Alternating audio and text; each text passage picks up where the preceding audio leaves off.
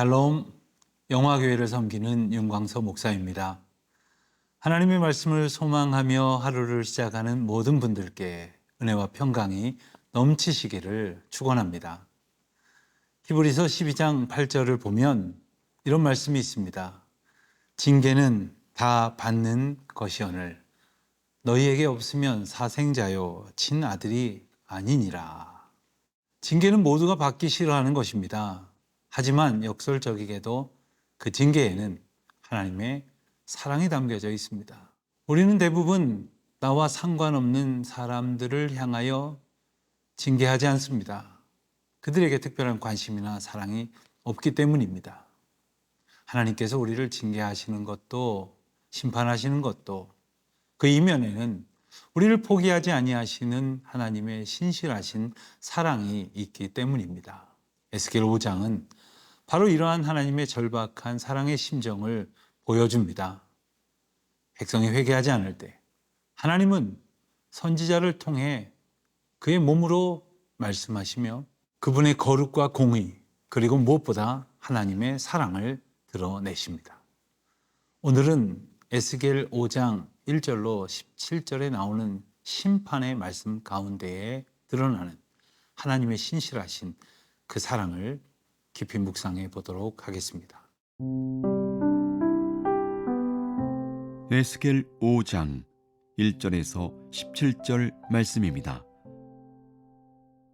너 인자야, 너는 날카로운 칼을 가져다가 삭도로 삼아 내 머리털과 수염을 깎아서 저울로 달아 나누어 두라. 그 성읍을 에워싸는 날이 차거든 너는 터럭 3분의 1은 성읍 안에서 불사르고 3분의 1은 성읍 사방에서 칼로 치고 또 3분의 1은 바람에 흩으라. 내가 그 뒤를 따라 칼을 빼리라. 너는 터럭 중에서 조금을 내 옷자락에 싸고 또 그 가운데에서 얼마를 불에 던져 사르라. 그 속에서 불이 이스라엘 온 족속에게로 나오리라. 주 여호와께서 이와 같이 이르시되 이것이 곧 예루살렘이라. 내가 그를 이방인 가운데 두어 나라들이 둘러있게 하였거늘 그가 내 규례를 거슬러서 이방인보다 악을 더 행하며 내 율례도 그리함이 그를 둘러있는 나라들보다 더하니 이는 그들이 내 규례를 버리고 내 율례를 행하지 아니하였음이니라. 그러므로 나 주 여호와가 말하노라. 너희 요란함이 너희를 둘러싸고 있는 이방인들보다 더하여 내 율례를 행하지 아니하며 내 규례를 지키지 아니하고 너희를 둘러있는 이방인들의 규례대로도 행하지 아니하였느니라. 그러므로 나 주 여호와가 말하노라. 나 곧 내가 너를 치며 이방인의 목전에서 너에게 벌을 내리되 내 모든 가증한 일로 말미암아 내가 전무후무하게 내게 내릴지라. 그리한즉 내 가운데에서 아버지가 아들을 잡아먹고 아들이 그 아버지를 잡아먹으리라. 내가 벌을 네게 내리고 너희 중에 남은 자를 다 사방에 흩으리라. 그러므로 나 주 여호와가 말하노라. 내가 나의 삶을 두고 맹세하노니 네가 모든 미운 물건과 모든 가증한 일로 내 성소를 더럽혔은즉 나도 너를 아끼지 아니하며 긍휼을 베풀지 아니하고 미약하게 하리니 너희 가운데서 3분의 1은 전염병으로 죽으며 기근으로 멸망할 것이요 3분의 1은 너의 사방에서 칼에 엎드러질 것이며 3분의 1은 내가 사방에 흩어버리고 또 그 뒤를 따라가며 칼을 빼리라. 이와 같이 내 노가 다한즉 그들을 향한 분이 풀려서 내 마음이 가라앉으리라. 내 분이 그들에게 다한즉 나 여호와가 열심으로 말한 줄을 그들이 알리라. 내가 이르되 또 너를 황무하게 하고 너를 둘러싸고 있는 이방인들 중에서 모든 지나가는 자의 목전에 모욕거리가 되게 하리니 내 노와 분과 중한 책망으로 내게 벌을 내린즉 너를 둘러싸고 있는 이방인들에게 네가 수치와 조롱거리가 되고 두려움과 경고가 되리라. 나 여호와의 말이니라. 내가 멸망하게 하는 기근의 독한 화살을 너희에게 보내되 기근을 더하여 너희가 의뢰하는 양식을 끊을 것이라. 내가 기근과 사나운 짐승을 너희에게 보내 외롭게 하고 너희 가운데에 전염병과 사륙이 일어나게 하고 또 칼이 너희에게 임하게 하리라. 나 여호와의 말이니라. 4장에서 성을 포위하고 떡과 물을 절제하며 기근을 암시했던 에스겔은 이제 자신의 머리카락과 수염을 직접 잘라 예루살렘의 운명을 마치 연극처럼 펼쳐 보입니다. 머리털은 하나님의 백성을 상징하며 그것을 자르고 나누는 행위는 곧 예루살렘 전체의 해체와 심판을 의미합니다. 1절을 보면 너는 칼을 가져다가 삭도로 삼아 내 머리털과 수염을 깎아서 저울로 달아 나누어 두라, 이렇게 말씀을 하십니다. 칼로 머리털을 자른다는 행동은 단순한 신체적인 변화를 표현하는 것이 아닙니다. 레위기 21장 5절의 말씀을 보면 제사장이 머리를 깎는 것은 율법상 부정한 행위로 간주되었습니다. 따라서 이는 에스겔이 제사장으로서의 신분조차 내려놓아야 할 만큼 예루살렘의 거룩이 무너졌음을 나타내는 것이죠. 또한 수염은 남성의 존엄을 의미했기에 이것을 깎는 행위는 하나님의 백성이 짓밟힐 운명을 앞서 드러낸 상징적인 재현이라고 하겠습니다. 2절에서 에스겔은 자른 머리털을 3가지 방식으로 나눕니다. 첫째는 불 사르는 것이었습니다. 불은 죄를 정결케 하는 심판의 도구로서 예루살렘 성 안의 기근과 전염병으로 죽을 자들을 상징합니다. 둘째는 칼로 치는 것입니다. 이것은 바벨론 군대의 칼에 의해서 죽을 자들을 상징합니다. 마지막으로 바람에 흩는 것입니다. 이것은 포로로 끌려가 뿔뿔이 흩어질 백성을 뜻하며 유다의 국가적 해체를 의미한다 하겠습니다.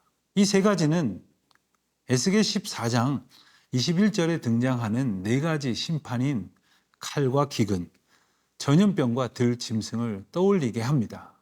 결론적으로 에스겔은 이러한 행위들을 통해 하나님의 총체적 심판의 구체적인 실현을 드러내고 있는 것이죠.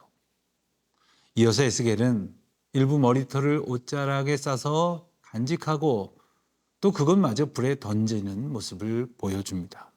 이것은 유다의 남은 백성 중에 극히 일부만이 하나님의 은혜 안에 보존될 것임을 암시하며 남은 자의 신앙과 회복의 가능성을 동시에 상징을 하고 있는 것이기도 합니다.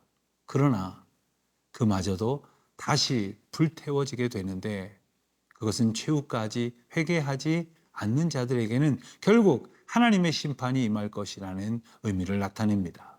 하나님의 자비는 남은 자들을 통해 나타나지만 그조차도 회개의 삶을 살지 않는다면 보장되지 않는다는 엄중한 경고입니다.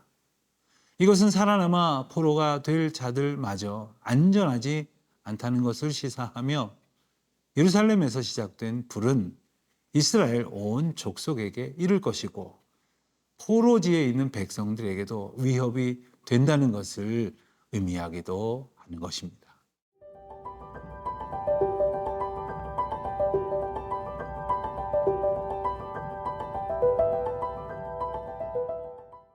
5절에서부터 하나님은 예루살렘을 열방 가운데에 세운 성읍이라 말씀하시며 그들이 이방보다 더 악하게 행했다고 책망하십니다. 예루살렘은 율법을 따라 살아야 하는 표적 공동체였어야 했지만 오히려 이방보다 더 부패했습니다. 이스라엘의 죄는 단순한 율법 위반이 아니라 공동체적 사명과 하나님의 목적을 저버린 구조적인 반역이었습니다. 그 결과 하나님의 심판은 더 이상 피할 수 없는 것이 되었습니다.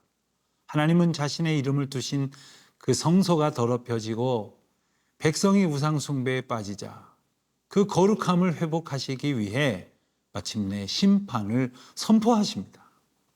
5절에서 17절까지는 이러한 상징적 행동들의 의미를 설명하는 내용입니다. 하나님의 진노는 무분별한 분출이 아니라 공의를 회복하시려는 거룩한 열심이라고 하겠습니다. 13절 말씀을 보면 이와 같이 내 노를 다한즉 그들을 향한 분이 풀려서 내 마음이 가라앉으리라 하시는데, 이 말씀은 하나님의 진노가 정당하며 반드시 이루어질 것임을 선언하는 신정론적 선포다 하겠습니다. 심판은 하나님의 영광과 공의를 회복하는 필수적인 과정이며 궁극적으로는 회복과 은혜를 위한 전제 조건이 되기도 합니다. 하나님께서 당신의 백성을 심판하시는 것은 그들을 완전히 멸망시키시기 위함이 아니라 그들로 하여금 죄의 엄중함을 깨닫고 다시 돌아오게 하시려는 회복의 경륜입니다. 이는 하나님이 예루살렘을 향한 분노를 남김없이 다 쏟아 부으신 끝에 드디어 쉬실 것임을 제시합니다. 14절에서 17절까지에서는 기근과 전염병, 칼과 들짐승 등 총체적인 재앙이 반복적으로 언급되고 있습니다. 하나님께서는 어떤 수단을 써서라도 이스라엘의 죄악을 멈추고 회개의 자리로 돌이키게 하시기를 원하십니다. 이 무서운 심판의 목적은 바로 백성들로 하여금 하나님을 알게 하시려는 데에 있었던 것이죠. 내가 여호와인 줄을 너희가 알게 하리라. 이와 같은 말씀이 반복되는 이유이기도 합니다. 이것은 단지 심판의 결과로 겨우 하나님을 인식하는 정도가 아니라 이 심판의 과정을 통해서 하나님이 누구시며 어떤 분이신지를 영적으로 경험하게 하신다는 뜻이기도 합니다. 유다 백성은 언약 백성으로서 누릴 특권에만 관심을 두었습니다. 그들에게 주어진 의무는 외면했습니다. 그래서 이방인들조차 하지 않을 악한 행위를 하나님의 처소인 성전에서 행하는데 조금 더 꺼리낌이 없었던 것입니다. 이에 대한 하나님의 반응은 친히 그들의 대적이 되셔서 그들을 파멸로 몰아 넣으시겠다는 말씀으로 나타내십니다. 결국 하나님은 언약 백성에 대한 존경이 모욕으로, 칭찬이 조롱으로 바뀌는 상황을 피할 수 없게 되었다고 선언하시기에 이르는 것이죠. 오늘날 우리는 그리스도의 십자가와 부활이라는 크고 완전한 은혜를 받았습니다. 그러나 그 은혜를 오해하거나 방종으로 변질시킬 때에 하나님은 여전히 말씀하시고 때로는 징계하십니다. 우리는 하나님의 거룩하심에 민감하게 반응해야 할 것이며 회개와 순종으로 응답해야 할 것입니다. 에스겔 5장은 이토록 무서운 심판을 전하면서도 그 안에 숨겨진 하나님의 절절한 사랑과 회복의 의지를 고스란히 보여줍니다. 하나님은 당신의 말씀이 통하지 않을 때에 선지자들의 행동을 통해서 일깨워 주시는 분이십니다. 예루살렘이 무너지고 칼과 기근이 백성들을 쓸어가도 그분은 그 안에서 여전히 말씀하실 것입니다. 그들이 나를 알리라. 이것이 바로 하나님의 심판의 목적이십니다. 오늘 우리의 삶에도 때로는 이해할 수 없는 시련과 고통이 다가올 수 있습니다. 그러나 그 또한 하나님이 침묵하셨기에 벌어진 일이 아니라 말씀하심으로 역사하시기에 나타나는 일임을 우리가 알아야 합니다.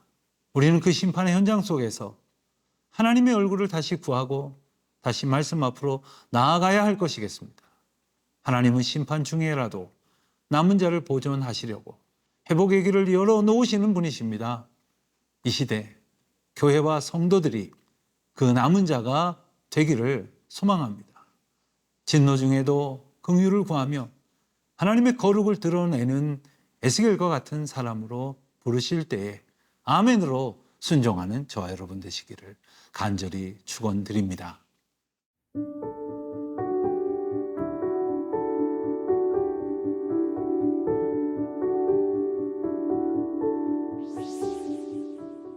하나님 아버지, 징계 속에서도 저희를 향한 하나님의 사랑과 신실하심을 허락하시니 감사드립니다. 그네를 잊지 않게 하옵소서. 심판 앞에서도 주님의 거룩하심을 경외하며 회개와 순종으로 반응하는 삶을 살게 하옵소서. 예수님의 이름으로 기도드립니다. 아멘.